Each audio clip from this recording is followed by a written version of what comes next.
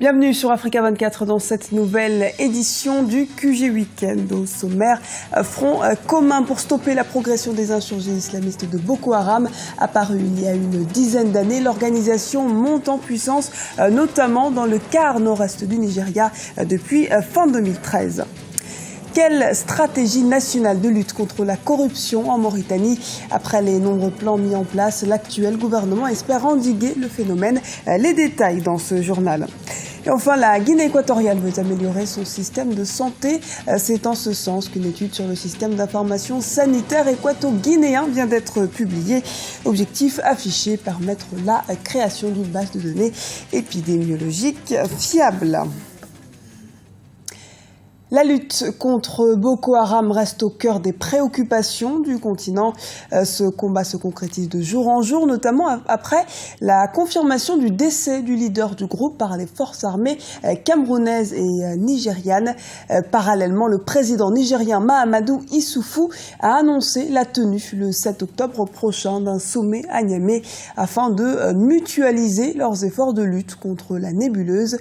Écoutons à ce propos Xavier Messé, directeur de publication du quotidien Mutation. Alors donc, on a dit que les résultats sont là, c'est que le Cameroun, le Nigeria et le Cameroun, l'erreur que c'était à Boko Haram, le dernier à avoir voulu allier, on a fait des armées régulières, des armées dans la maison d'un grand une branche armée, on a saisi un stock d'armes très important et une branche normale, c'est-à-dire qui a amené une formation. Ces armes et ces munitions étaient destinées à Boko Haram. C'est le renseignement c'est-à-dire des résultats sont la collecte d'informations de bouche à oreille, de la part des États locales et puis de la part même de Boko Haram, il faut le dire aussi. Un second volet, au-delà du renseignement militaire, ce sont les pays concernés, qui sont en première ligne, le Cameroun et le Nigeria, pour réaliser ce que aujourd'hui les résultats sont là, c'est-à-dire qu'on a développé le renseignement, d'abord le renseignement informel, et ensuite le renseignement normalement conventionnel. Il y a des pôles de renseignement de la police, de pays de renseignement que Boko Haram avait déjà conquis dans le territoire camerounais.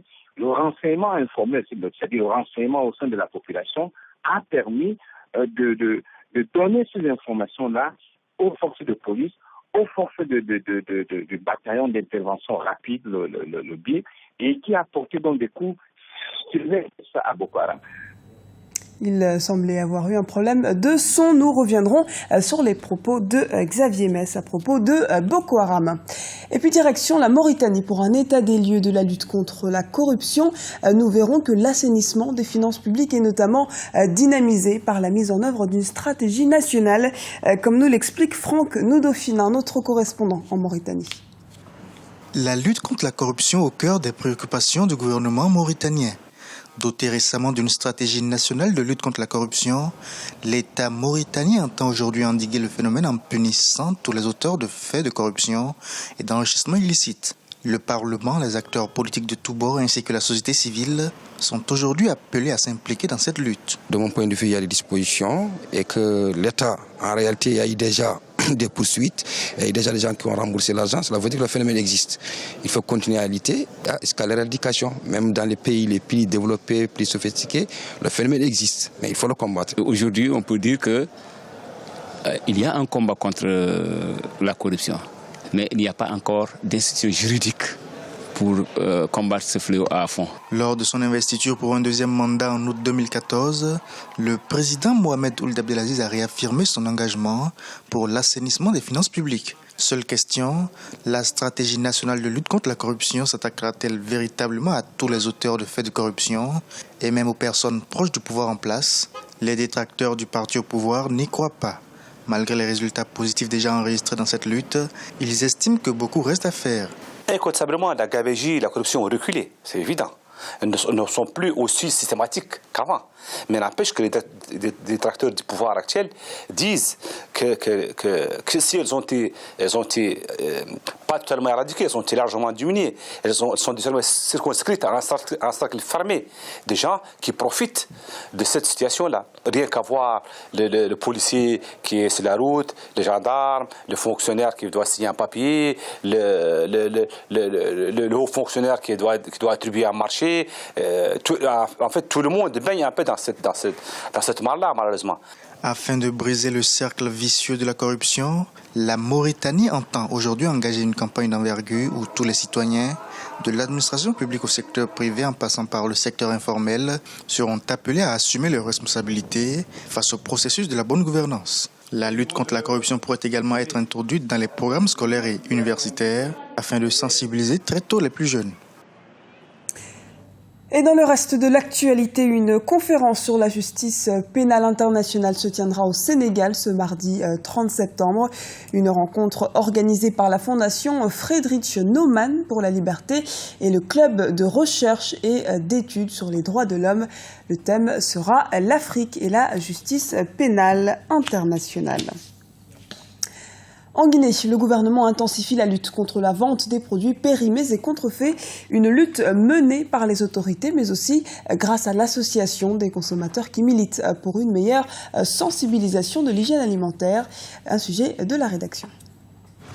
La chasse aux produits périmés renforcée en Guinée, pendant que les produits alimentaires à bon marché attirent de plus en plus de consommateurs, surtout les ménages à petit budget.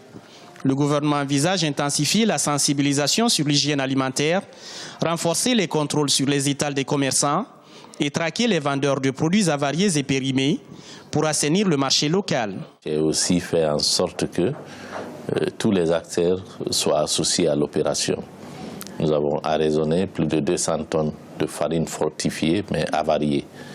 Et donc, ce stock important de farine se trouve actuellement dans un magasin scellé et nous sommes en train de procéder à la mise en place d'une commission d'incinération. Pour l'année 2014, plus de 1000 tonnes de produits périmés ont été saisis par l'Office de contrôle de qualité et une quantité importante d'articles non conformes retirés du marché. Ces produits incriminés sont pour la plupart des denrées alimentaires à forte consommation en Guinée, tels que le riz, la farine et le sucre.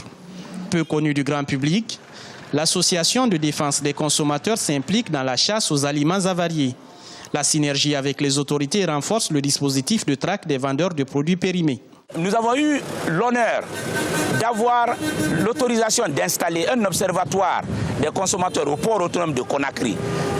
Ça nous a permis, cette année, en 2014, d'identifier 3500 tonnes de riz avariés qui étaient dans le magasin MC2, MC3 de Transco, au port autonome.